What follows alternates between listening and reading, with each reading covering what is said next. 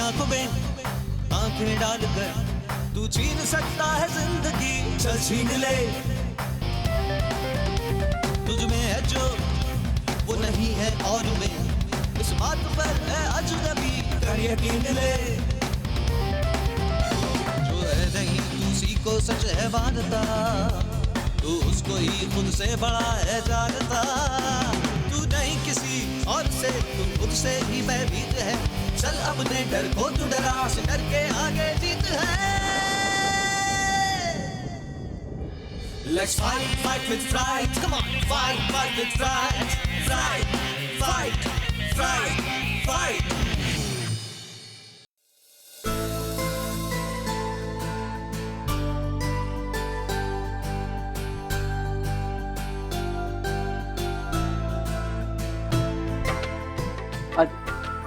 पारुल,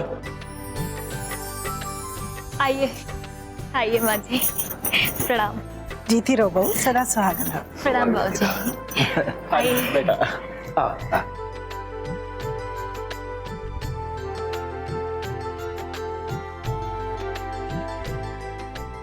बैठिए। सफर कैसा रहा बाबूजी आप लोगों का? अरे क्या बताएं, जब से ये डायबिटीज हुई है ना, तब से उठने बैठने में थोड़ी तकलीफ हो जाती है। क्या सफर तो इसे अच्छा ही था, इसी में रिजर्वेशन था, लेकिन पैर में थोड़ी तकलीफ हो गई। कैसी तकलीफ बाबूजी? अरे 16 घंटे पैर लटकाए लटकाए बैठे रहने से ना वो घुटने में दर्द हो गया है। और जब से ये ब्लड प्रेशर हुआ है ना, तब से डॉक्टर ने मुझे पैर लटका के बैठने से मना भी किया हुआ है। अरे तो बाबूजी आप पाँव लटका कर बैठे क्यों? आराम से बैठ जाते या लेट जाते। अरे क्या आराम करते, जबरदस्ती कब तक लेटे रहे। तो कहती हूँ आप गर्म पानी से सिकाई कर लीजिए। जी बाबूजी, मम्मी जी सही कह रही हैं। अब मैं एक काम करती हूँ, आपके लिए पानी गर्म कर देती हूँ, उसमें थोड़ा नमक मिला दूंगी। नमक वाले पानी से सिकाई करेंगे ना तो आपको बहुत आराम मिलेगा और सूजन भी चली जाएगी। रहने दे बेटा, ये गर्म पानी से सिकाई है ना, रात में सोने के वक्त कर लूंगा। अभी मेरे पास ना वो जड़ी बूटी वाला तेल है ना, उससे मालिश करने से दर्द में आराम मिलता है। बहुत कारगर दवाई है। ठीक है बाबूजी, फिर आप वो तेल लगा लीजिए, तब तक मैं आप लोगों के लिए चाय बना के लाती हूँ। ठीक है? अरे बहू, वो थैला देना जरा। जी।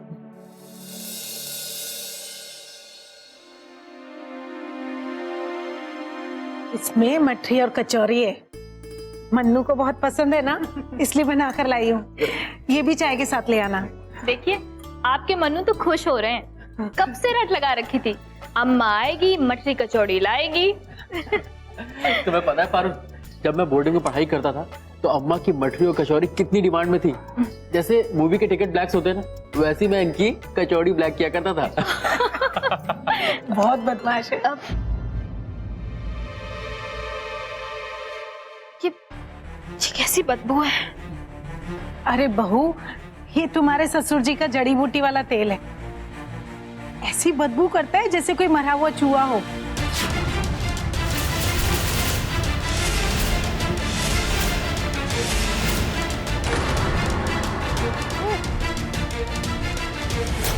पारुल, पापा इसकी स्मेल तो सचमुच बहुत अजीब सी और स्ट्रॉन्ग है। हाँ बेटा वो तो है, लेकिन क्या करें, मालिश करने से थोड़ा आराम मिल जाता है, इसलिए कर लेता हूँ, बर्दाश्त भी कर लेता है इसकी स्मेल। खैर मुझे तो अब आदत ही हो चुकी है।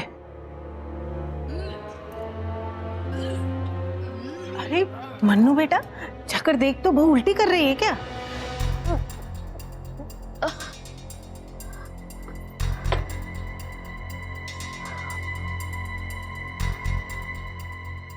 अरे पारुल, क्या हुआ? ज्यादा प्रॉब्लम हो रही है क्या?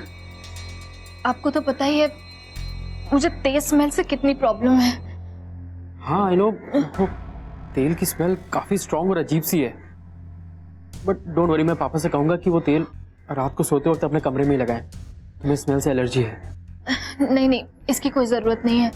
मम्मी पापा कुछ ही दिनों के लिए तो आए हैं, आप उन्हें टोकिएगा मत, मैं मैनेज कर लूंगी। अरे पारुल, पारुल कैसे मैनेज कर लोगी? मैं जानता हूँ ना तुम्हें स्ट्रॉन्ग स्मेल से कितनी प्रॉब्लम होती है। मैं मम्मी से कहूंगा कि पापा को बोल दें, ठीक है? नहीं नहीं, अच्छा आज मत कीजिएगा, वो आज ही तो आए हैं, प्लीज। अच्छा ठीक है, but Parul thank you so much. मेरे मम्मी पापा दिया लेकर भी ढूंढते ना तो तुम्हारी जैसी बहू नहीं मिलती। आजकल दिए का जमाना गया, आजकल सबके पास टॉर्च लाइट है।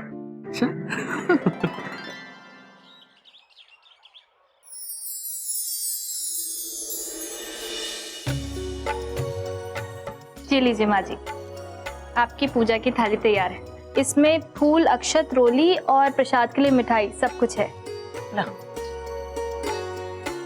अच्छा माँ जी, आप नाश्ते में पोहा खाएंगी या चाय पकौड़ी बना दूं?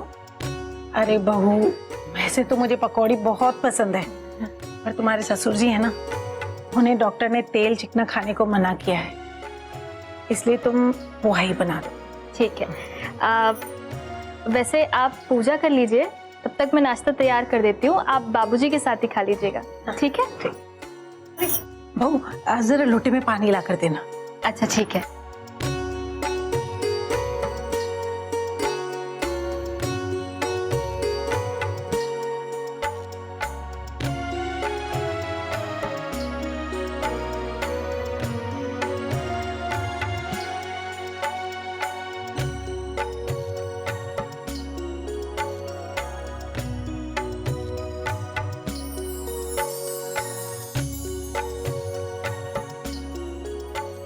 ये लीजिए माँ जी।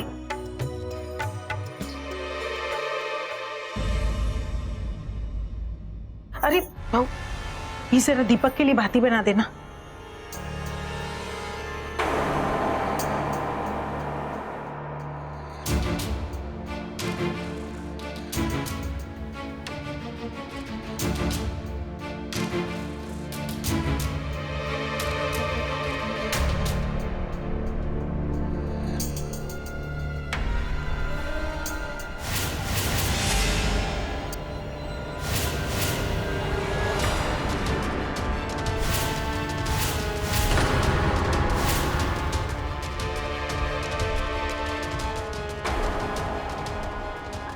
क्या हुआ बहू, ठीक से करो ना। माँ जी, बाद में धीरे धीरे बहुत सारी बत्तियां बना दूंगी। अब मेरी तबीयत ठीक नहीं लग रही है। क्या हुआ बहू? जी समझ ला रहा है, उल्टी सा लग रहा है। उल्टी हो रही है? ये खुशखबरी की उल्टी है क्या?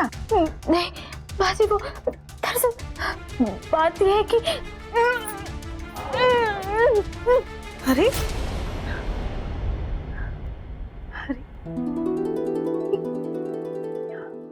गुड न्यूज है क्या? या फिर बहू की तबीयत खराब है?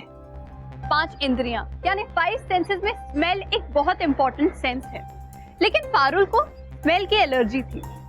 यूं तो एलर्जी किसी भी इंसान को किसी भी चीज की हो सकती है, लेकिन स्ट्रॉन्ग स्मेल की एलर्जी होना बहुत रेयर है, काफी कम सुनने को मिलती है। किसी भी तरह की स्ट्रॉन्ग स्मेल, जरूरी नहीं कि वो बदबू ही हो, किसी परफ्यूम की खुशबू या फिर किसी अगरबत्ती की खुशबू या फिर किसी जड़ी बूटी वाले तेल की ही खुशबू, इन सब आम खुशबुओं से भी पारुल को प्रॉब्लम हो जाती। क्या ये सिर्फ एलर्जी थी या फिर कोई फोबिया?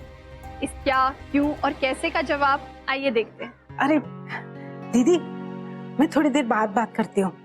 घी रखा है ना बनने के लिए, जल रहा है। हाँ ठीक है ठीक है, जिया जी को नमस्ते कहिएगा।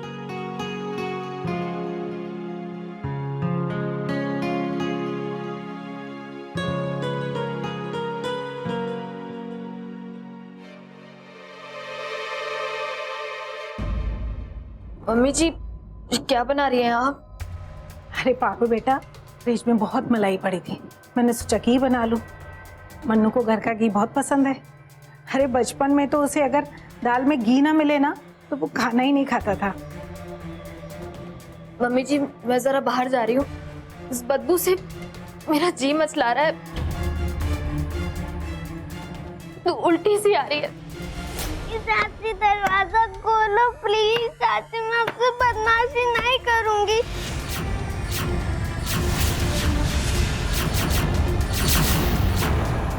यहाँ पे मरा हुआ चूहा है। प्लीज चाची दरवाजा खोलो प्लीज। चाची दरवाजा खोलो ना प्लीज। माँ जी चक्कर चलो चलो तुम वहां चलो, संभाल के। अरे संभल के, क्या हुआ बहू? अरे संभल के, संभल के। अरे देखो, मन्नू, मन्नू, मन्नू देखो, क्या हुआ? देखो जरा, ये चक्कर आ गए इसे। कैसे चक्कर आ गए इसे?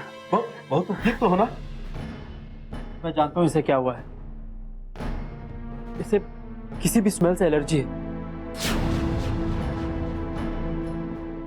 मुझे लग रहा था शायद मैं दादी बनने वाली हूँ, इसीलिए इसे उल्टियाँ हो रही हैं। नहीं माँ, वो बात नहीं है। इसे किसी भी स्ट्रॉन्ग स्मेल से प्रॉब्लम हो जाती है, चाहे फिर वो तेल की स्मेल हो, अगरबत्ती की स्मेल हो या फिर घी की। बेटा तू सब काम धाम छोड़कर पहले बहू को डॉक्टर को दिखा कर। हाँ मनीष, बहू को किसी अच्छे फिजिशियन से दिखाओ, और अगर ये साइकोलॉजिकल प्रॉब्लम है तो किसी अच्छे साइकियाट्रिस्ट से दिखाओ। पापा, फिजिशियन को हम 2-3 बार दिखा चुके हैं। आई थिंक मुझे इसे साइकियाट्रिस्ट को ही दिखाना चाहिए। मैं इसे आज ही ले जाता हूँ। Hello doctor. Oh hi. Myself Manish Agarwal. मेरी आपसे फोन पे बात हुई थी regarding my wife. Oh yes yes yes, बैठिए बैठिए। हाँ तो बताइए क्या प्रॉब्लम? सर, मेरी वाइफ को किसी भी तरह की स्ट्रॉन्ग स्मेल से एलर्जी है। पहले तो हमें लगा सिर्फ एलर्जी है, लेकिन जब लगा कि उससे कुछ ज़्यादा है तो मैंने सोचा कि आपको दिखाना ही बेहतर होगा। ओके। बाकी जो भी कुछ है वो पारुल खुद बताएगी आपको। हाँ तो पारुल आप ही बताइए, आपको किस तरह की स्ट्रॉन्ग स्मेल से एलर्जी? डॉक्टर साहब, मुझे हर तरीके की स्ट्रॉन्ग स्मेल से प्रॉब्लम होती है। जरूरी नहीं कि वो कोई बदबू ही हो, किसी भी तरीके की बदबू से तो मुझे दिक्कत होती ही है, लेकिन अगर किसी भी तरीके की तेज खुशबू भी हो तो उससे भी मुझे प्रॉब्लम होती है। ओके, तुमने ये तो बता दिया कि तुम्हें किस तरह की स्ट्रॉन्ग स्मेल से प्रॉब्लम होती, लेकिन पारुल जब ये प्रॉब्लम होती है तो एग्जैक्टली होता क्या? डर लगता है, घबराहट होती है, बचपन के वो सारे विजुअल्स याद आने लगते हैं। कैसा विजुअल? मरे हुए चूहे के विजुअल। खोलकर बताइए, आखिर हुआ क्या था? दरअसल बचपन में ही मेरे माँ बाप गुजर गए थे। मेरे चाचा चाची ने मुझे पाला। मेरी चाची का बिहेवियर मेरी तरफ सही नहीं था। वो मेरी छोटी मोटी शरारतों पे बहुत ज्यादा गुस्सा हो जाया करती थी, और मैं इतनी छोटी थी कि मुझसे कोई ना कोई शरारत हो ही जाती थी, कोई ना कोई गड़बड़ हो ही जाती थी। ऐसा होने पर वो मुझे बहुत मारती, मुझे टॉर्चर करती थी।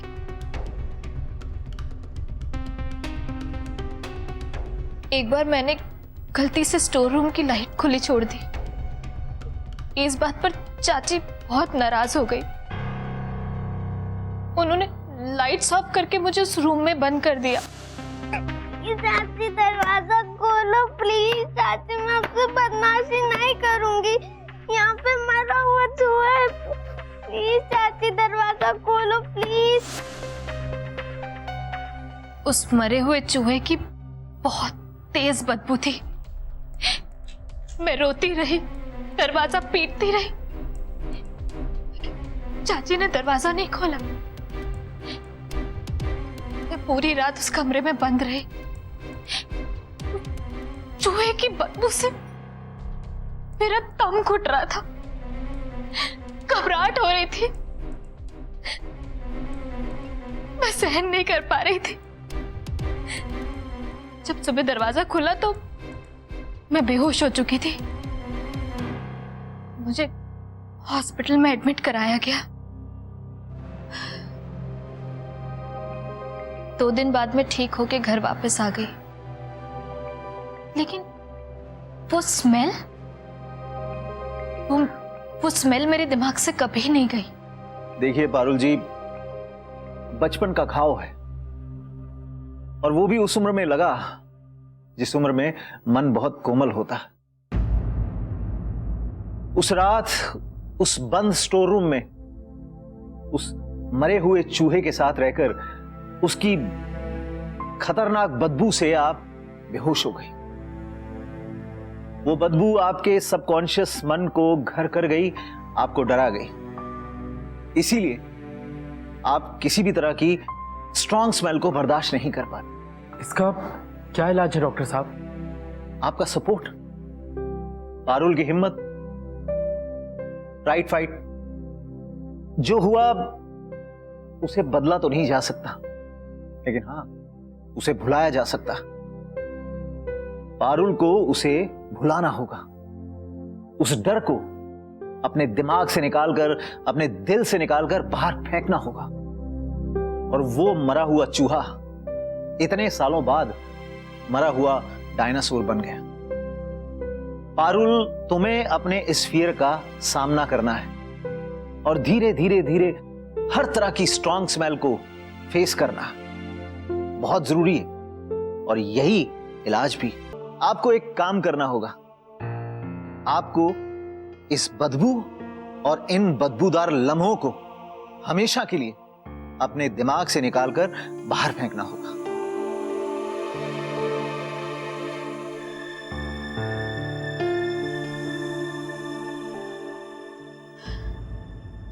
यस डॉक्टर, मैं ऐसा ही करूंगी।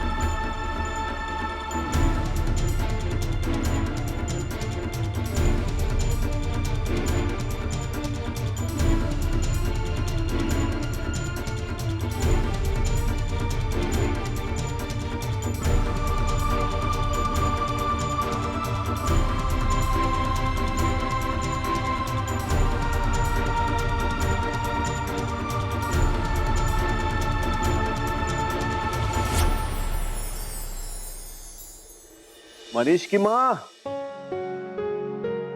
अरे वो मेरा मालिश वाला तेल लेके आना।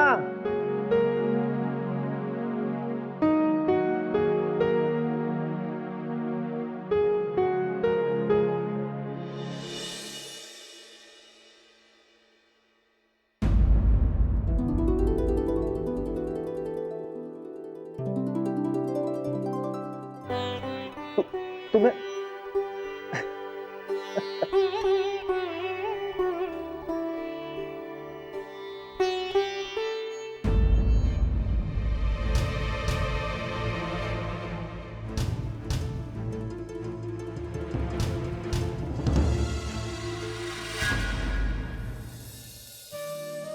अरे मम्मी, मम्मी, क्या हुआ बेटा? अरे मम्मी, वो स्टोर रूम में चूहा मर गया है। आप मुझे झाड़ू और डस्टर दे दीजिए, मैं साफ कर देता हूँ, वरना पारुल को प्रॉब्लम हो जाएगी। हाँ, मैं भी लाई।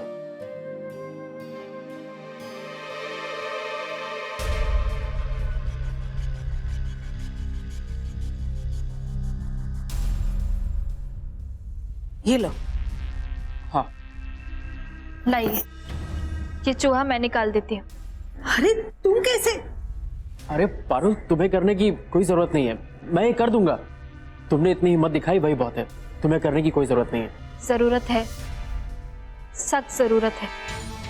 ये मरा हुआ चूहा मेरे दिमाग में पड़े पड़े कई सालों से बदबू फैला रहा है। मुझे इसे फेंकना ही होगा। अगर आज मैंने इसे अपने हाथों से फेंका तो मेरे दिमाग का वो डर, वो मरा हुआ चूहा हमेशा हमेशा के लिए निकल जाएगा। बहुत ठीक कह रही हो।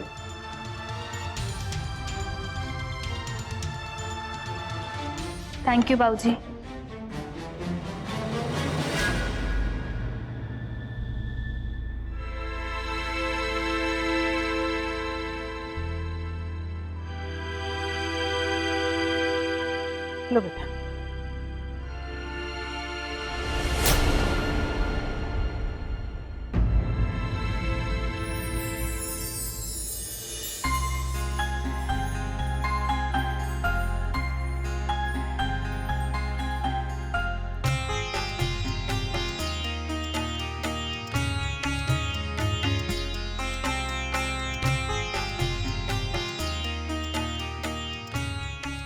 पारुल, अपने डर से जीतना ही सबसे बड़ी लड़ाई होती है। मुझे खुशी है कि तुमने ये लड़ाई जीत ली है।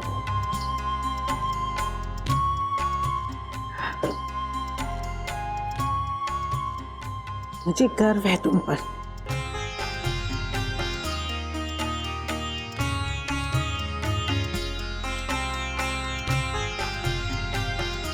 करेज एक ऐसा एंटीबायोटिक है जो हर तरह के डर और फोबिया से लड़ने की हिम्मत देता है। प्राइड फाइट में हम हर तरह के डर और फोबिया से लड़ना सिखाते हैं और ये भी बताते हैं कि कोई भी डर इंसान की हिम्मत से बढ़कर नहीं होता। फोबिया के इलाज में दवा तो दी जाती है, मगर इस तरह के मर्ज की सबसे बड़ी दवा है हिम्मत। और हिम्मत किसी केमिस्ट शॉप की दुकान पर नहीं मिलती, वो तो प्यार और भरोसे से पाई जाती है।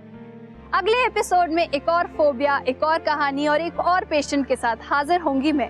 तब तक अपना ख्याल रखें, मुस्कुराते रहें एंड स्टे फियरलेस। नमस्ते।